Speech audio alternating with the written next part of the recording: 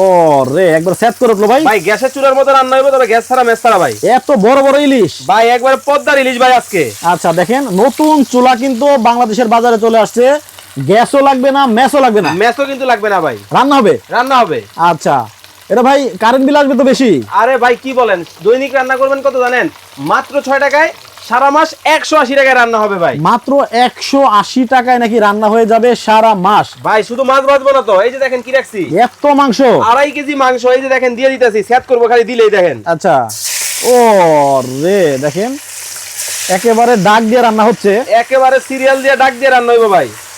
আচ্ছা আচ্ছা, মানে ইলেকট্রিক তো, তাই না? জি অবশ্যই ইলেকট্রিক চুলা ভাই। আচ্ছা, আবার কিছুদিন পরে যদি নষ্ট হয়ে যায়? ভাই ওয়ারেন্টি গ্যারান্টি আছে, টেনশন নেওয়ার কোনো কারণ নাই ভাই।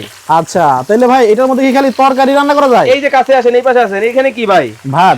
ভাত রান্না করছি একটু আগে। আচ্ছা, অনেকেই বলবেন যে শুধুমাত্র তরকারি রান্না করা যাবে কিনা, এটার মধ্যে কিন্তু ভাতও রান্না করা যায়। দেখেন দেখেন চমৎকার ভাবে ভাত কিন্তু রান্না করলাম।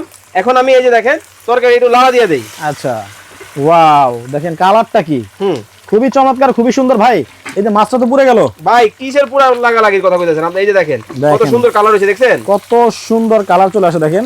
একেবারে কোনো ধরনের গ্যাসও লাগবে না, কোনো ধরনের মেসও লাগবে না ভাই। আচ্ছা, আসলে কি ভাই 180 টাকায় রান্না হবে? ভাই এনার্জি সেভিং চুলা আইছে বাংলাদেশের বাজারে লেটেস্ট মডেলের মধ্যে। কিন্তু একটা খটকা লাগলো। বলেন।